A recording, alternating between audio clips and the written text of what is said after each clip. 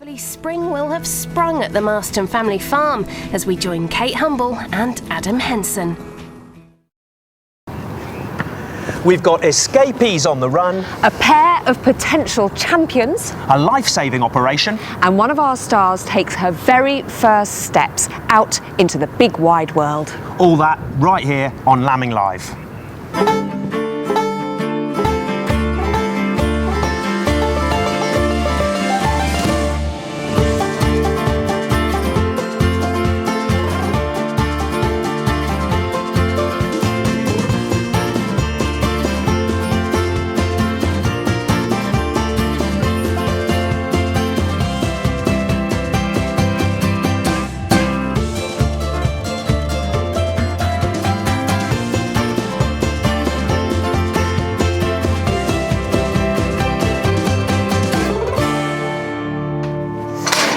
Now, it has been the most beautiful day in Cumbria today, as it was yesterday, but if you were watching earlier in the week, you know that Adam and I and all the Marston family and their sheep have been battling with the most horrendous weather. Wind, rain, just ghastly. However, with these easy sunny days, Adam, it's just been glorious. It's been glorious. Absolutely the shepherding fantastic. Couldn't have been more pleasant.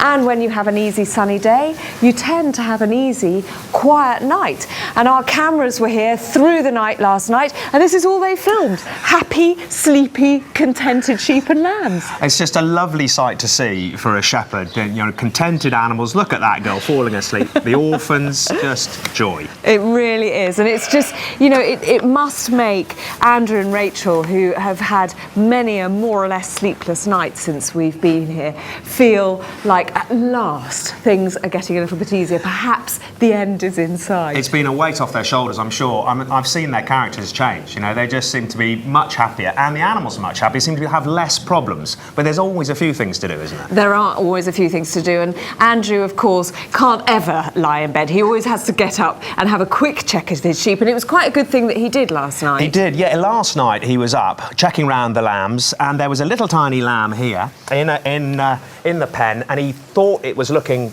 not a little bit worse for the wear, so he picked it up, and one of the tricks is to pick it up to see if it stretched. It had a very small stretch, but it was sort of standing on a sixpence and looking a bit weak and wobbly. Does look a little bit sort of scrawny and unhappy, doesn't it? Which may be why it earned the name Chihuahua.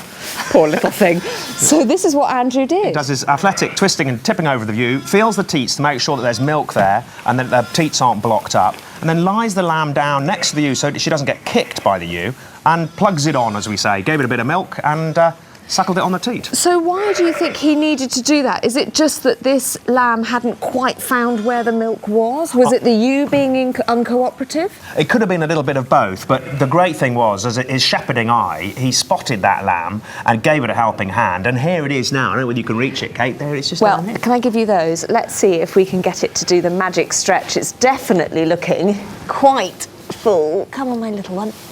Let's have a look at you. There we are. There we are. Magic stretch. Yes! Oh, a magnificent stretch. There we are. Looking much better, Adam, much more full in the tummy. So Andrew's sharp eye, and this is the thing, isn't it? That you can't just ever sit back on your laurels and think everything's lambed, everything's fine. However tired you are, even if the sun is shining, you've still got to check round the pens, and those first few days of these lambs' lives is crucial. Look and at that it's thing. very happy having a little suckle now. It's doing very, very well. Very well indeed. Excellent. Now, 2 people emailed in fact, several thousand people emailed in, but 2 people emailed in on Lambing Live at bbc.co.uk. They were Eden Gregg and Siona, aged 9, in Lancashire, and they said, how is Rosie? Well, now, Rosie was born live on air in our very first programme. Here she is. Andrew delivered her, and as you can see, she's a very, very fine-looking lamb indeed. And there's Rachel with her the next day. She's enormous, it's a really isn't she? Chunky lamb. Really Absolute chunky lamb. So it was thought that on a lovely sunny day like today, Rosie could go out into the big wide world. So we took her out. Andrew and I took her out this morning into the field with the most magnificent view. I mean, it's Isn't just that such just a lovely? fantastic spot, isn't it? With the fowls in the background. Yeah. And there's little Rosie in the field. And I must say, some wonderful graffiti. two perfect R's on mother and daughter. Yes, you see, I am Banksy, really. You know that his identity is hidden. It's me. Now, Kate, I think there's a ewe over there showing signs of lambing. Yes, I would say she was going to lamb maybe in the next hour or two, so maybe this evening. Well, do you think we could persuade her to maybe lamb before 9 o'clock? What do you think? Possibly. It's a classic sign with a leg out like that. You see her pushing her head back. Yeah. That's having a contraction now. So I would say in the next short while, we might have a lamb. Oh, and the lip going, look. How wonderful. Well, we will obviously keep a firm eye on that ewe, but looking at those fields where we put Rosie the lamb, you'll have seen that dry stone walls are a real feature of this part of Cumbria, and they play a really important role, not just to divide up fields, but they act as shelters. We've seen them, haven't they, being absolutely crucial during lambing time, and I learnt a lot more about them when I went out with Andrew and Donald a little earlier this year.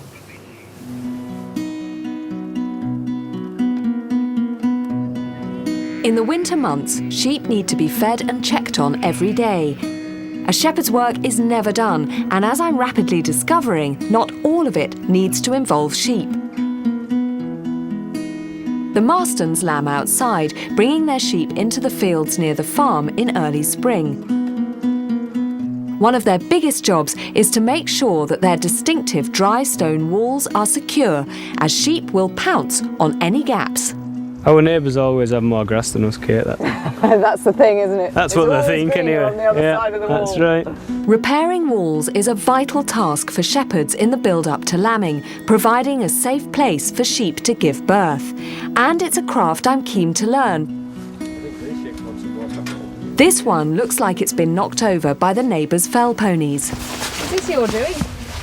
Yeah, I think it is, actually. So where do you start? Well, the topsons, them sort. Yeah. These big flat ones. And you can see the tops because they're weathered on all right across. Okay. Is that all right? Yeah. The first job is to clear it all out and place the larger top stones to one side. Before you start to build, you've got to get cleared out to the problem. Right. A bit like going to the dentist, he gets the decay out before he starts filling. Donald and Andrew largely manage their own walling. It may seem like hard work using stone rather than plastic or wire, but there's an advantage for the lambs. If it's wild and wet and the wind's driving along, you'll come along and you'll see sheep, and if you get down behind that wall, it's like a different world. And many lambs will have been saved because the mother's lambed behind the wall. The rock comes from local quarries. It's used for stone walls and shelter, shaping this landscape over thousands of years. Well, what were you doing today? You'll be probably using 1.5 tons of stone. And that's just a little bit. So you think right around the field, how many tons? And they would carry them with horses and carts, I don't know. Today, no new stones are needed. It's a matter of reassembling the wall with the fallen rocks. So this would be a foundation stone, something that you would then build on top of? Yeah, we haven't to buy posts or wire or anything, all the materials here. Yeah. So you use what's here, and hopefully when you finish this gap, every stone will be in the wall and you've used the material there.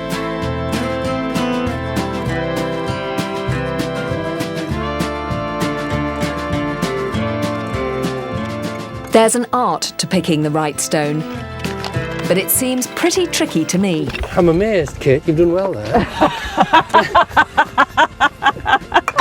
So, put one stone in a reasonably good place.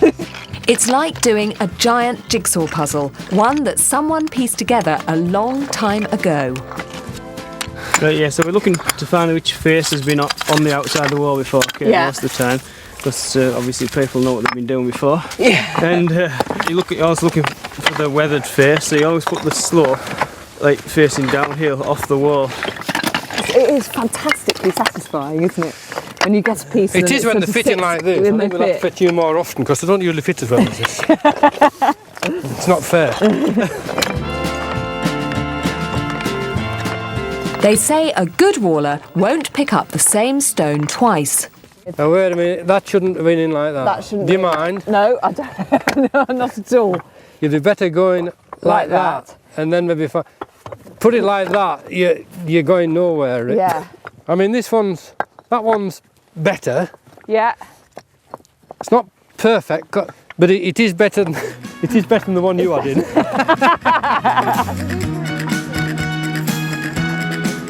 We're building up the outer wall and the filling inside, helping to wedge the smaller stones in place.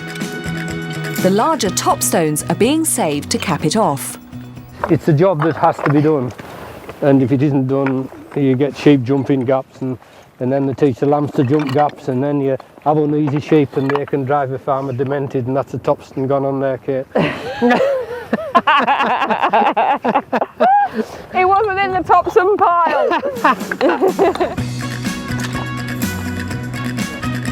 With the sides of the wall built up, we're now ready for the binding through stones. See, that's a good fit. So that acts like a staple to kind of knit the wall together. Yeah. With the through stones firmly in place, it's finally the moment I've been waiting for. Time for the crowning top stone to go on. And Donald likes to get it just right. You want the top stones to line up with that piece of string roughly. Yeah.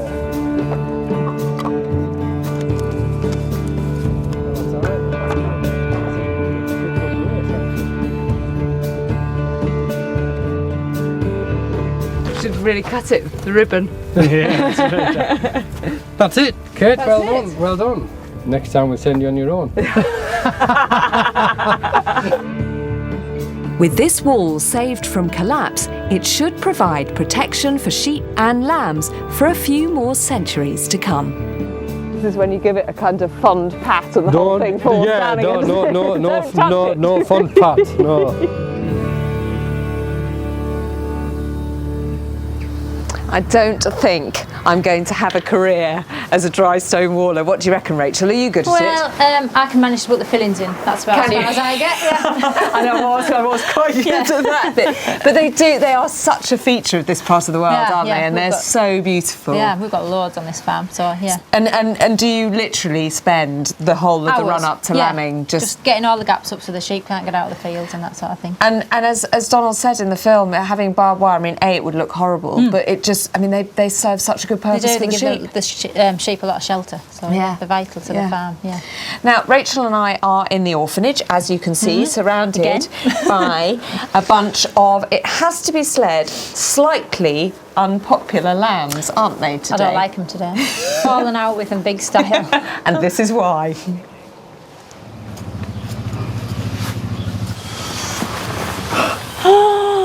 You naughty little lamb.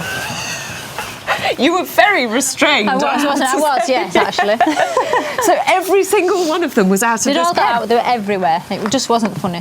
First thing in the morning is not what you want to do. It's the last thing you want to do. It's quite a good workout. Oh, well, I suppose it is, yeah. And it doesn't look like they were very willing to be caught either. No, they were just running everywhere. Was it basically like kids who'd had sort of too much sugar and they were all sort of climbing on the furniture? They were just everywhere. Yeah. Oh, poor you! I can it's not funny, and the cameraman didn't help. No, I can imagine. I can completely imagine.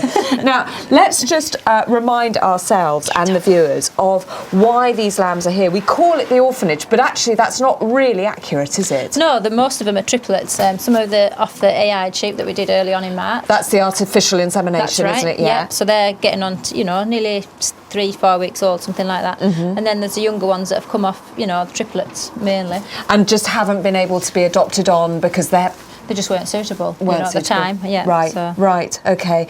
Now the problem, I gather, is that because you've got lots in here of different ages, and these ones are getting really big. Yeah, the bigger it's not quite the sort of the fun factory that it was before. No, they're falling out a little bit, aren't they? Are they? Yeah, they are. So I need to separate them up a bit. Yeah, we got on camera actually when you were feeding them. You see some of the big ones are actually being quite bullying. They push the little ones out, and then they don't get anything. Oh, look at that one! That's not fair. It's really not. Yeah. So you say that separation is the way to go. I think that's what I would like to do. Yeah, I'm going to separate them up.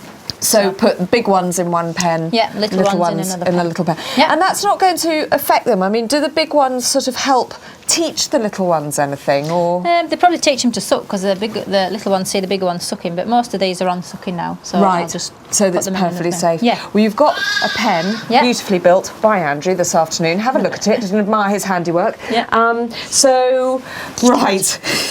Let's have some fun. Let's have some We'll fun. put Which the ones? little ones in there. Little and ones leave in the there. bigger So would ones this in be here. a little one, this Yeah, that would be a Whaledale? big- yeah. Okay, and what about That you? one. I know you want to eat Colin the cameraman, but we're going to take you in instead. Pop So you in. pop that one in. Manage both them. Good. Yeah, there we go.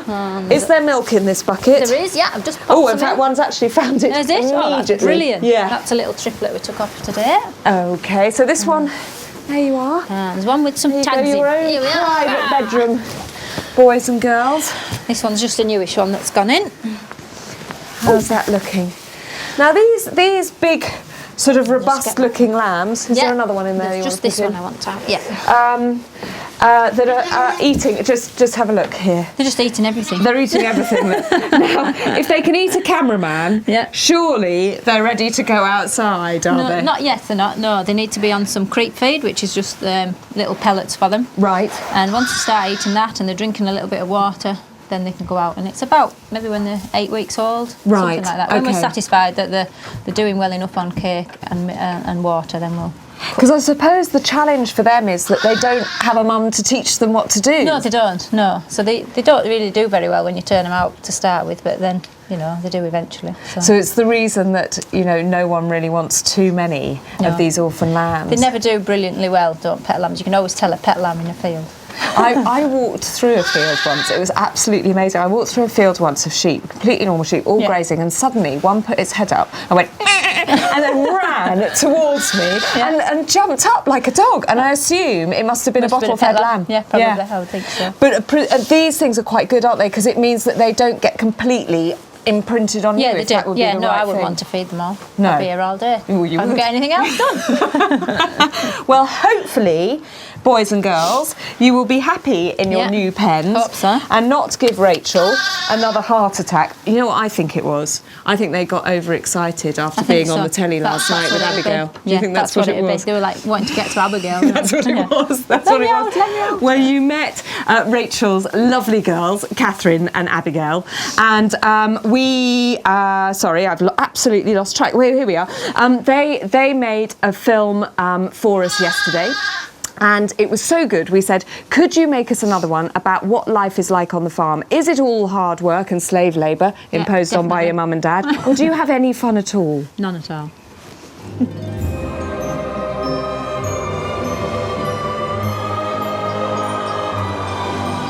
BBC came to film when we had loads and loads of snow. The farm turned into a magic wonderland. We had a whole week off school because of the snow. So we made our own film. It was really cool this morning when we woke up. We looked out of our window and it was just white snow. It was really nice. Look at that ginormous icicle, isn't it beautiful? You can see it glittering. What are you going to be doing today then, Abigail? An angel. Oh, wow.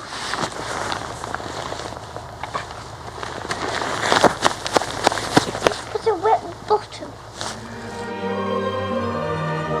Come back! Come back! What's this house called then, Abigail? Blaze. So whose house is it then? Mine and yours. We ride Blaze. Quite a lot. Do you get cantering on him? Not yet. I'm a bit young for cantering yet.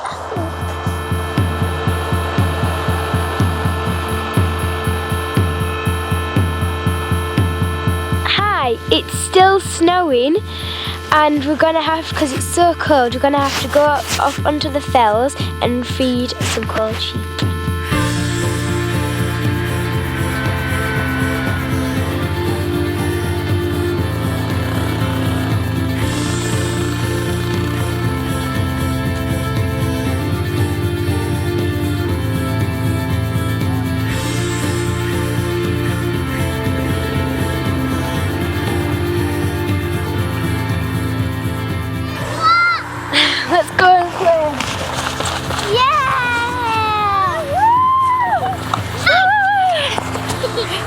quite warm? No, it's freezing. Go, go, go! There's nothing better than living on a farm. And we wouldn't change it for anything.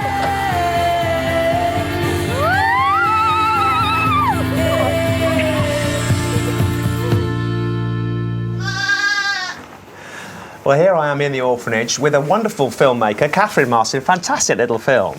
Now, when I was a kid, my dad gave me and my 3 sisters some animals just to encourage us to get into farming. Now, lots of people want to know, have you got any farm animals?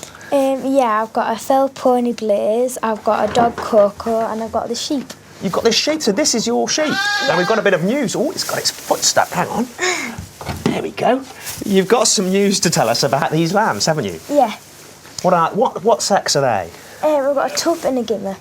So this is your ewe, and so these are your lambs. This is the start of your flock. Yeah, it is, yeah. So the tup lamb here, he'll probably get sold. Yeah. And do you think your dad might give you the money when you sell him? He might do, well, he better had do. And then the little ewe lamb there, you'll keep her in the flock? Yeah, hopefully, yeah. So that's it, you're a start of you being a sheep farmer. And that helps because Sean Bayram, what a great name, he wanted to know, he's from Croydon, when you get older, do you want to carry on farming and be a farmer yourself? Yeah, I would really like to, yeah, be a farmer. Well, you've got a great setup for it here, haven't you? And Olivia Beagley, how old were you when you first helped out with lambing? About 3 months old. About 3 months old? So your mum wheeled you around the lambing pen like she does with little Olivia now? Yeah. Fantastic. And Maddie Wood, aged 11, have you ever had any sheep gone missing up on the fell? Well, yeah, but very occasionally. Yeah. And we saw in one of those previous films, you have this smit mark, don't you? Just explain what that is. That's just a red mark across the back.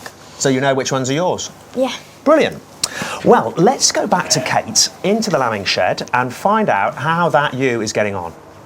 Come on, let's... Well, just steady, steady, steady, girl. As you can see, we have a new lambing live lamb. Andrew and I are just going to stand back.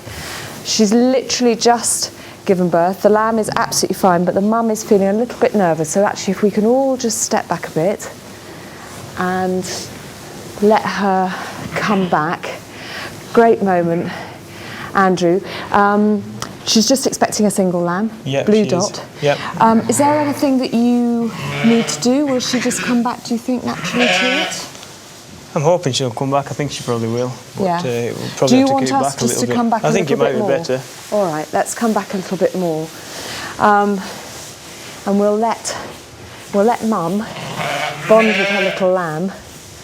It's been a really exciting day today. As we said at the beginning of the show, it was a lovely, warm day, but Andrew and I went out, as normal, to do a whole series of jobs that need to be done every day. And basically, I'm now your slave, aren't I, Andrew? You are, good slave, but yeah. I'm trying, so feeding, checking the lambs, see if there was a little stretch. Yeah, that's right. That was good. My first attempt at cooking. Oh, very good. Yeah, obviously watching my dad last night. I was, absolutely. This is the bit I'm hopeless at, isn't it? Yeah, you don't like eyes, do I you? don't like eyes. I just can't do with eyes at all. We had a birth first thing this morning. A lovely tup lamb. You were quite pleased with that one, weren't Yeah, you? I thought it was all right. Yeah. But then this was an extraordinary thing that had happened. All right. 2 ewes got their horns locked together. You think while they were feeding? Yeah, they went in to feed together and somehow got each of his horns and tangled up, and we spent quite a while on doing them. We did. It was like the worst sort of Chinese jigsaw puzzle. And presumably, if we hadn't been there, if you hadn't spotted that happen, that could have been a very nasty end for both those ewes. Yeah, they could have broken their necks. Yeah. Oh, horrendous. But as you can see there, that was our new lamb this morning, bonding very well with Mum. Now, Mum doesn't seem to be coming up to this lamb. No. Is it us? Should we go away? I think it is, yeah. Okay, if we can pull right back... Oh, sorry. If we can pull right back to the edge of here. And I'm now going to introduce you to Andrew's pride and joy, 2 tup lambs that were born at the end of yesterday, and you went to have a look at them. Yep. Why is it that you're so proud of these lambs? Yeah, I like the look of them, bonny legs, out of a really good ewe, and yeah, just all around really bonny lambs. They are lovely, aren't they? Yeah. So will you keep, they're both tups, will you keep these lambs, do you think? Will they become kind of future Marston breeding stock? I'm hoping so. It just depends how they come on. Not always the best lambs become the best tup shearings, but hopefully in 2 years' time there's a possibility they might be in the Kirby Stevens sale ring. Right. Well, let's just have a look. We're going to stay where we are, and RU has now come to her lamb, and they are bonding happily.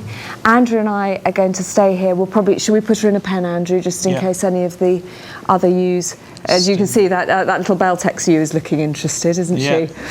So we are going to stay here, and some very kind person is going to have to remind me what on earth is happening next. Oh yes, Adam. Now you will remember that Adam did a film about wool and the fact, the travesty really, that wool is worth almost nothing these days, but sheep still have to be shorn and that wool still has to go somewhere. Adam found out where that is.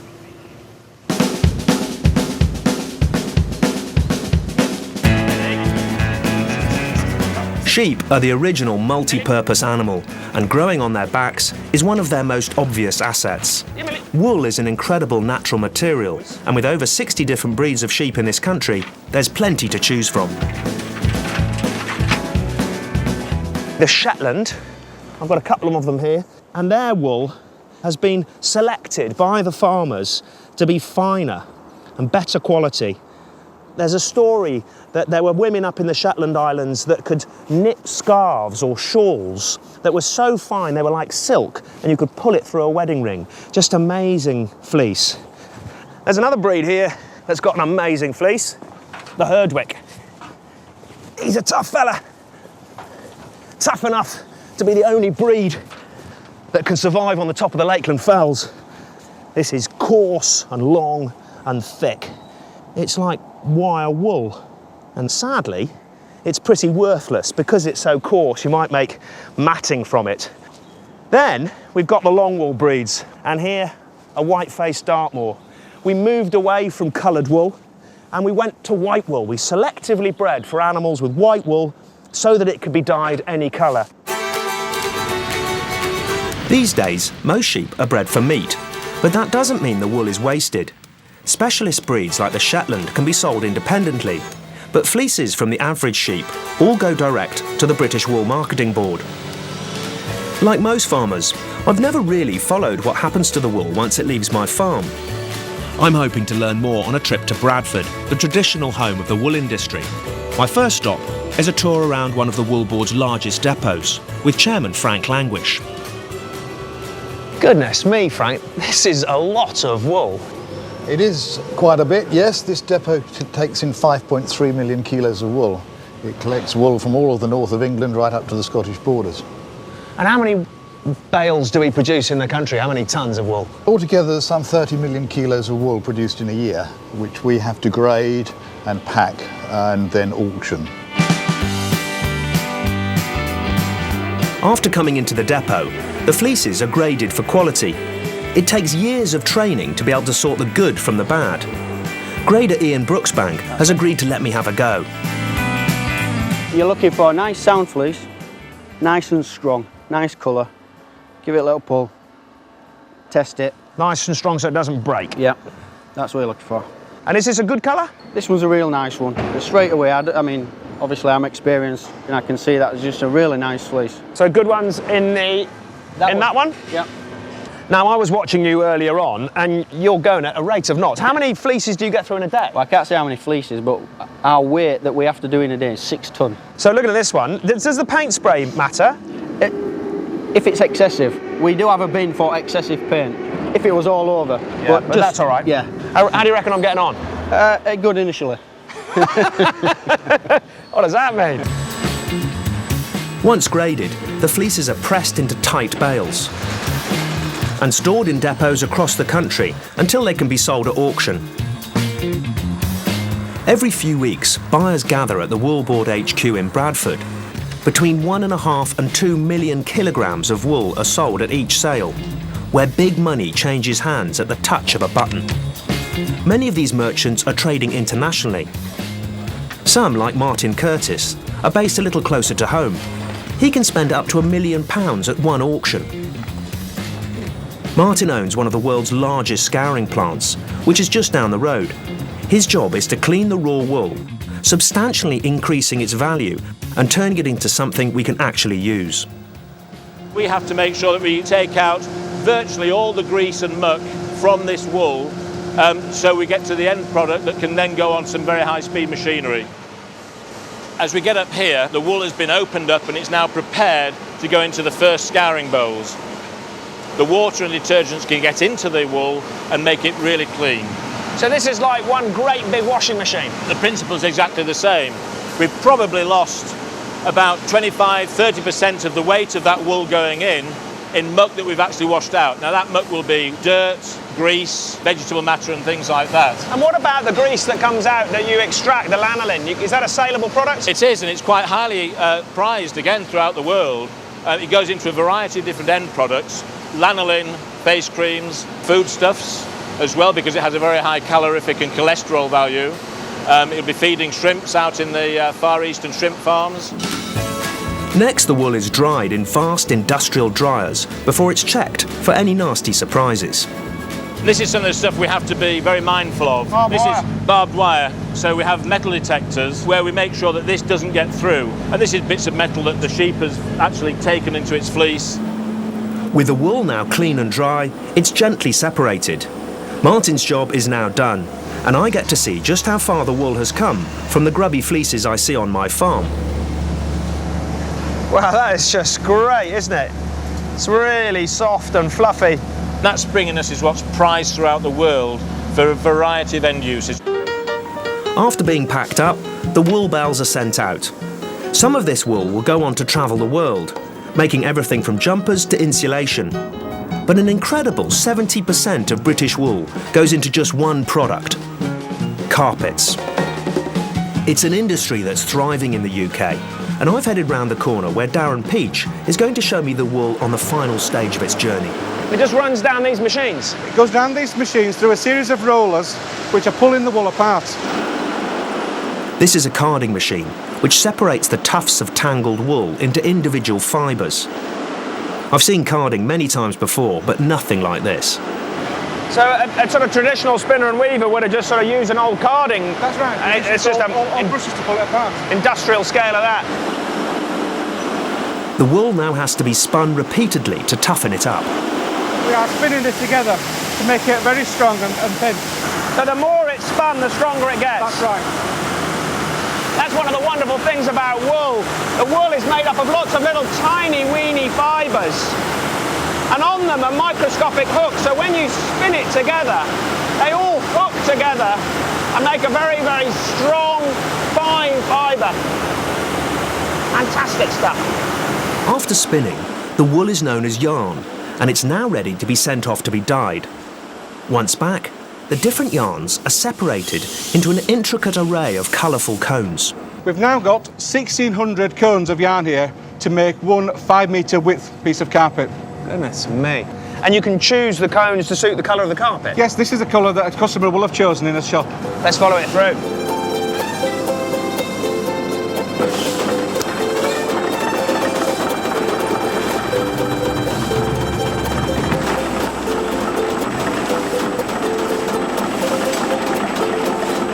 Right, Adam, here we are, the finished carpet.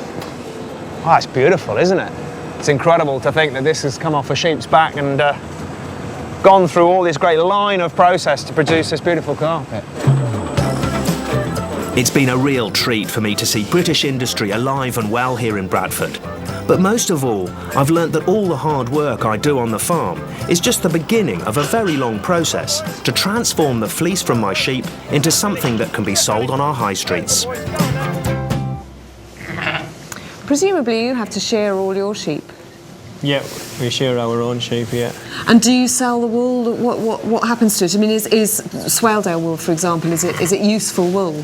It might be useful, but we don't get paid very much for it. And it's a crime, isn't it? It really is. I really hope that that's something that begins to change. Now, I know you're all desperate to see our latest Lambing Live lamb.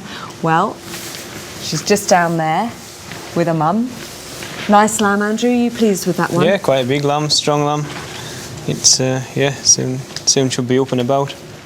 She's looking very good, and Mum happy. Is this a first lamb for her? It is a first lamb, yeah. So you're pleased that bonding's Well, that's been right, able to yeah. happen. She seems as if she's a very good mother, very interested in the lamb. Oh, look. Now, if you were watching yesterday, you would have seen us do what is called a wet adoption. Can you just remind us what that is, Andrew? Yeah, the wet adoption is when a ewe lamb's usually a single lamb, and we lamb it into catch the fluids into a washing up bowl or something like that. Then we get a spare lamb, another lamb, and rub the fluids in that lamb, and the mother accepts both lambs because of how they smell and the taste. When they mix them both, think they're both their own lambs. So it's a nice way of getting a lamb that hasn't a mum at all onto a sheep that's going to take care of it. And so that's a classic thing that you do with triplets, which was the situation that we did for yesterday's programme. That's right. It was right. a triplet lamb. The ewe had actually lost her lamb. The lamb had been born dead. So you thought, well, this is the perfect situation to adopt on a triplet. That's right, yeah. But there are situations where you don't have a ewe lambing, that you do need to think of another way of adopting, and it's a method that a lot of you have been asking about. I'd never seen it before. It's absolutely fascinating, Andrew. Tell us about it. We tend to skin one or two lambs, take the skin off a dead lamb. We had a lamb the other day died, and nothing we could have done anything about, but we took the skin off it and we put it on another lamb, and the ewe. Let's have a look at this. It was absolutely amazing. So, as Andrew said, he took a lamb, a dead lamb, he took the skin off it, and we went up to the orphanage. Why did you pick this particular lamb to try this with? It was a similar size to the one the mother had lost. The skin fit very nicely on it, and I thought it was a very cute lamb to go on a ewe, really. Absolutely, absolutely. And it was amazing to see you do it. I mean, were you taught by anybody how to skin a lamb? I'd seen my dad and my granddad skinning lambs, and so it's something that I picked up. I don't really enjoy doing it, but it's something that you're giving the lamb, a new lamb, best chance of a good life. And it did look absolutely adorable in its new woolly jumper. And here we are taking it back to the ewe. So this is the ewe that has just lost her lamb. And so it's that smell, Andrew, that makes her think she can accept this lamb. Yeah, it's more or less the instant bond with its mother, with the new sheep. It was amazing, wasn't it? It was absolutely amazing. Well, if you look down there is our newly adopted lamb, and I know what you're thinking. You're saying, but she hasn't got a skin on. Andrew, you only kept that skin on for 24 hours. Yeah, you don't need it on and it's worked. any Look, longer. she's suckling, albeit in the wrong way. Turn round. Go on, turn round, little one. But it's absolutely worked. It is. It's happy as Larry, isn't it, that lamb? It really is happy as Larry. Let me just show you. Here is her little skin, her little jumper, and so again a really wonderful way of making the best of a bad situation, the loss of a lamb, and allowing this little lamb to grow up with a ewe rather than just on a bottle. On a machine, spend the rest of its life, in a small field or a hull or building. It's got a good life ahead of it. It really has. Well, now cattle are just as important to the Marstons as sheep. And there was a day earlier this year, a nerve-wracking day, it has to be said, when Andrew and the rest of the family were going to find out how many of their 70 cows were pregnant.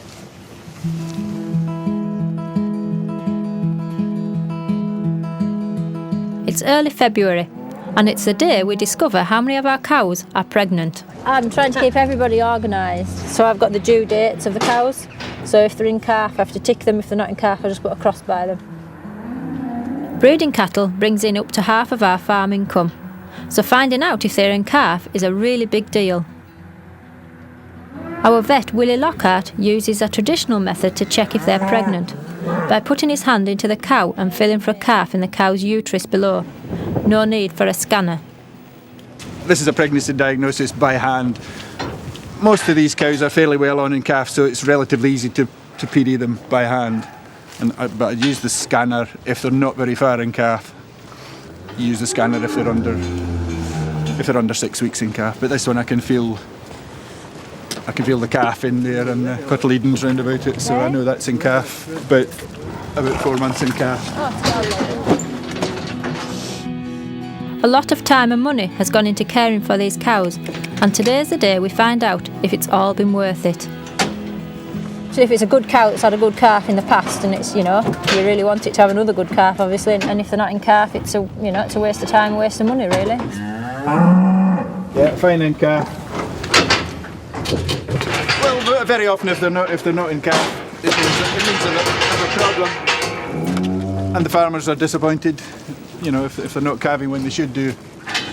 Particularly, you know, the more the pedigree animals and the favourites.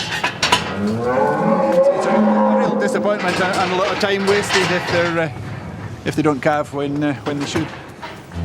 Thankfully, this cow gets a tick in my book. And we're hoping for the same for this prize winner.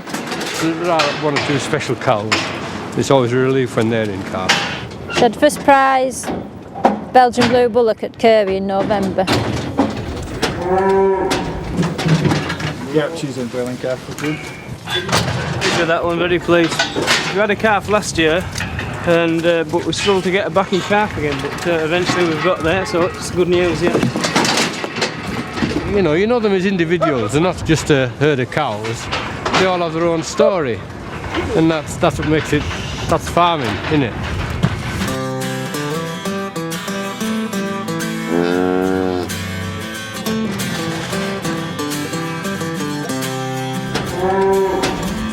After 3 hours, Willie Lockhart has nearly finished hand-checking our 70 cows. Yeah, aye. Right, I think there's 3 that are empty. One I think Andrew thought maybe was empty.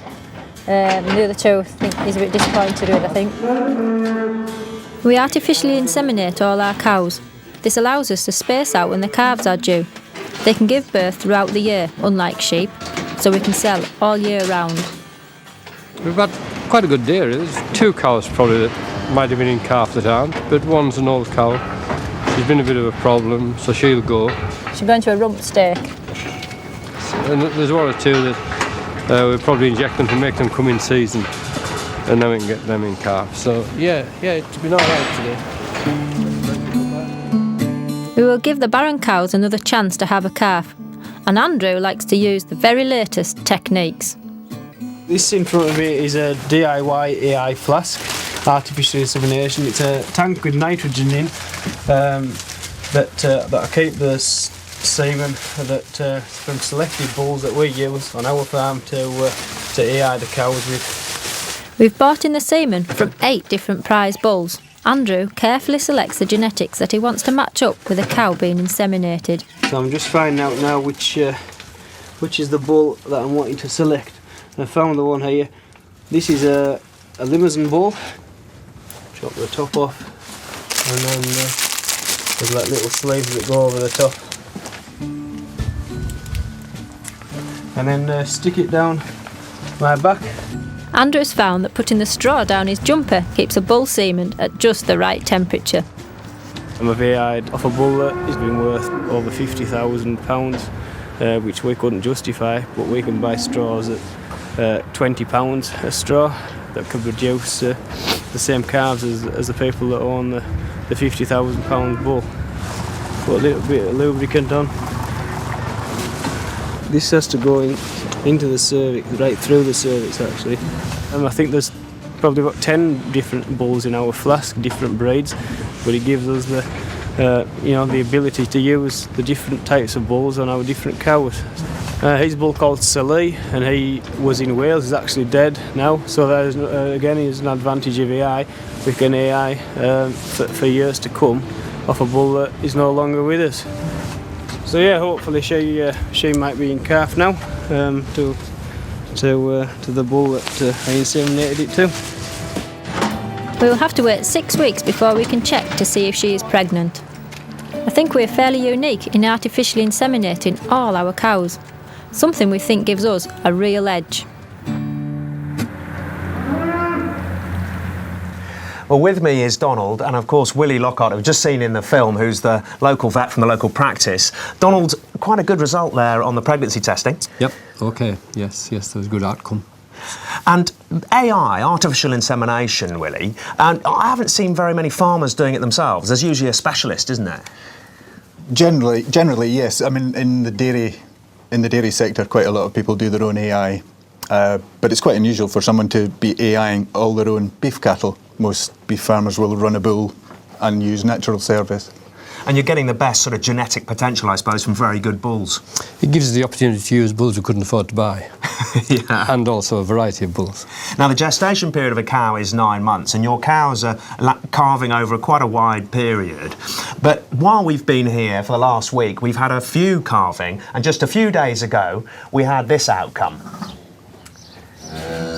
You've got your calving shed here, haven't you? Yes, you have the cows tied up, and you've got a cow that's gone into labour here, Donald. Just talk us through what you're doing here. Well, Andrew is quite confident he can get it. He's felt with his hands and there is movement there, so he's put this calving aid on. There's no pressure really there, he's just letting the calf push and he's guiding it along. Once the head comes out, then you'll see that he gets more anxious to get the calf out once it's got to there. But it is a calving aid, is that? It's not a machine for pulling calves out, and there's not been much pressure on the calves. There had been, she'd have gone down. As you can see, she stayed stood up. The calves come out okay, and we've put it on some clean straw, and it's a good outcome, a live calf, heifer calf. It's wonderful, isn't it? All that steam coming off that it must be hot in there. It's wonderful, isn't it? It's fantastic to see a calf come into the world, but anxious times for you and Andrew when you're calving. Yeah, it's every cow that's due, it's a bit of a crisis, and we're always relieved when there's a live calf. Now, we have been here for a few days, and yesterday there was another cow that went into labour, and it wasn't quite so straightforward as that one, and we called Willie for his advice. Here we are. He's with us in the byre there, in the calving shed. Willie's just putting his arm into the cow now to assess whether he thinks we can pull it out or whether it'll have to be a caesarean section. And so he's just having a good feel now to work out, in his experience, whether it'll come or not. I think we should do a caesarean on it.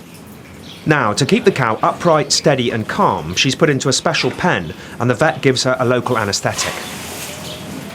So what you've got is you've got your layer of your skin, and then all the muscle and the tissue, and then so he's cut through that, and then underneath that you've got your intestines and the guts inside. So once you've gone through the first layer, he then has to find the womb and cut through the womb, and then bring the calf out.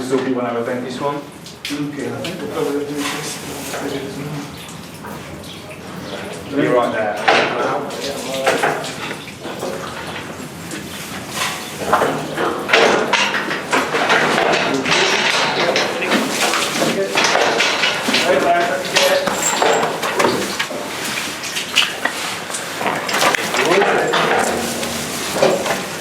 Often when a calf comes out through the pelvis, that sort of pushes that bit of birth fluid out of its nose and its lungs. And it's just rattling a bit now on its lungs. But it's breathing and coughing and spluttering.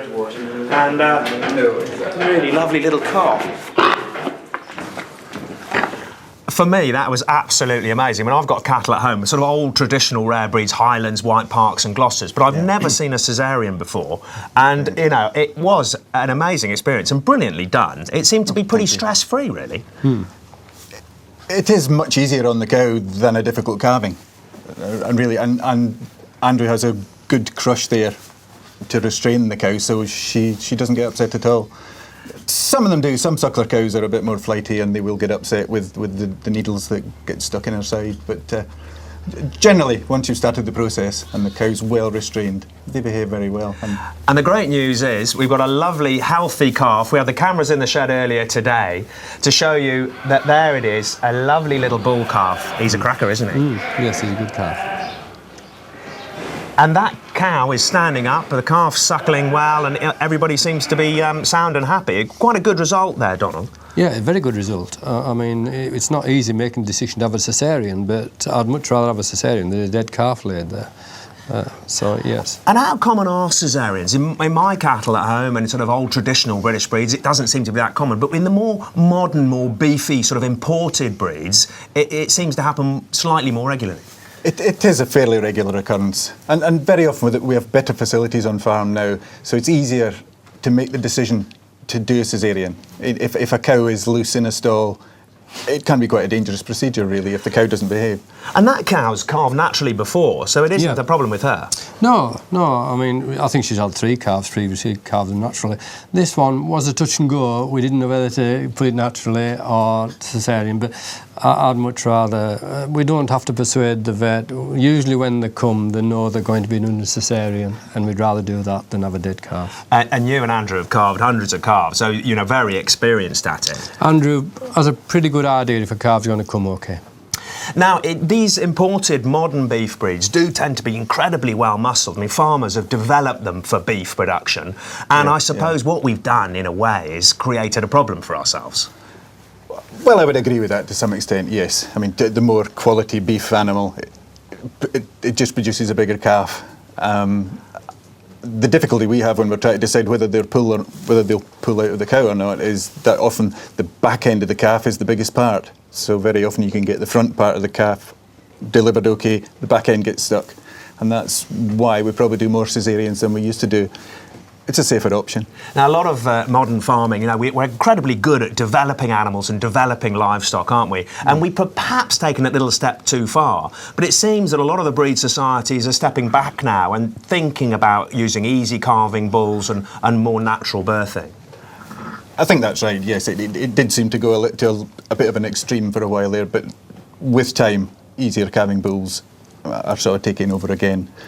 Well, I must say, you've got fantastic facilities here, you've got a great outcome, and we've been following the Marston family over the last few months, and it's been an absolute delight and pleasure to be here, and they are a very strong, bonded family.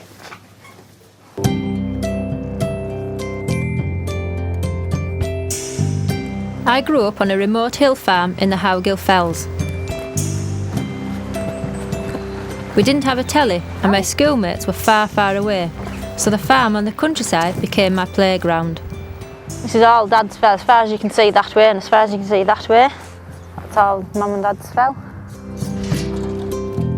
Growing up here, it was quite isolated, but it was great because I could just go outside. It was brilliant, just a bit of freedom. I went everywhere with Dad, so I wouldn't do anything inside, which frustrated Mum. But yeah, I just did everything, absolutely everything, mucked the cows out, you know.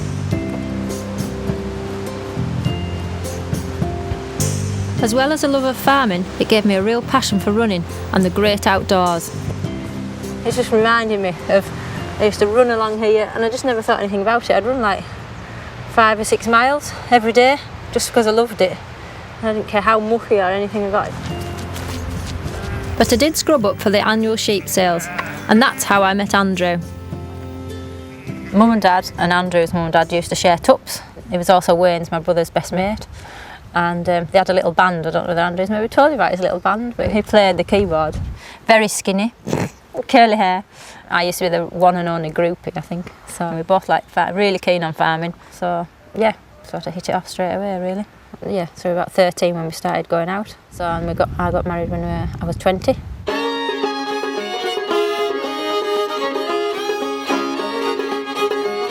Family is still really important to us all. Back at the Marston farm, Andrew has roped in his uncle to help him muck out the cattle sheds to get ready for lambing time. I'm giving Andrew a hand getting the lambing pens set up. See, the lady takes 2, the man takes 1. Over the years, I've had to get used to working alongside Andrew. Yeah, there's not a lot of words going. There's a bit of grunting. You have to understand these grunts. Yeah, I got told off. I'm mumbling my beard, that's how she puts it. But yeah, I think she is getting to know what I'm talking about now. We've been together for 37 years. It's 18 years together, actually. Andrew's brother Stuart has come over to repair some wind-battered barn doors. Normally I make furniture for a living, but Mum asked me if I'd repair a few doors, so I couldn't really refuse. Just do a few jobs around the farm, making everything neat and tidy. Christine likes to maintain our traditional red on all the woodwork and doors around the farm. It was extremely windy at the beginning of February, and this door literally dropped to pieces. All the boards came off, and so Stuart's put them all together again, and made it look decent again. It's Christine who inherited the farm, and she comes from a long line of farmers. My great-grandfather, who was called Robert Todd, bought this farm for my grandma in 1911, so it's like 100 years ago. That was where we used to keep the motorbike, where Rachel's kitchen is, and this was where we used to put the wool store up there in their bathroom. And then they did this extension, because that was the original building, but this was an extension. Farming can be pretty mucky and can take over your life, but we like to get off the farm every Sunday and go to chapel.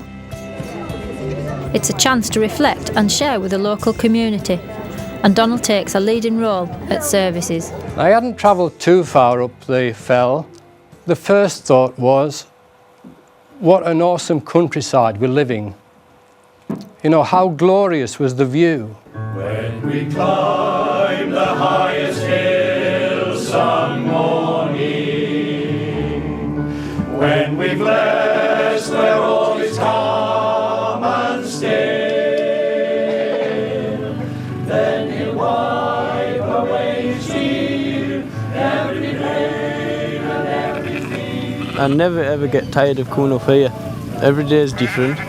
It's sometimes really foggy and you can't see away from here.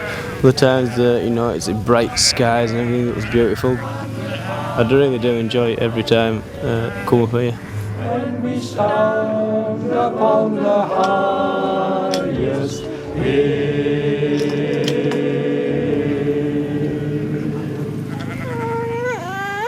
Oh, Donald, do you want to break into song for us now? Breaking the tears, son. Now, the whole family have gathered in the lambing shed, including Olivia. You're singing instead of Donald, aren't you? Because we'd like to introduce you to the very latest members of the Marston family, just born moments ago, and we caught it on film. Here it is. Andrew spotted that she was lambing, and he went in and assisted the birth of the first lamb, a lovely gimmer lamb, a female lamb. And then I was allowed to do the second one. And that's a lovely little ram lamb, a little tup. Pleased with those, Andrew? Yeah, two nice lambs. Two nice lambs, well, three nice lambs for Lambing Live. What do you think, Adam? Perfect, isn't it? They are gorgeous. Do you like them, girls? Yeah. Do you approve of them? They're lovely, aren't they? You were both very, very good on the telly tonight, I have to say, weren't they? They were excellent. Now, if you want to email in, it's your last chance because tomorrow is our last show, Lambing Live at bbc.co.uk, but we've got plenty of treats in store for you tomorrow. I am going to be learning how to train cattle to take them to a show, and if you thought preparing a ram was exciting, this is even better. And I'm off to the Isle of Man to find out about a very ancient breed of sheep.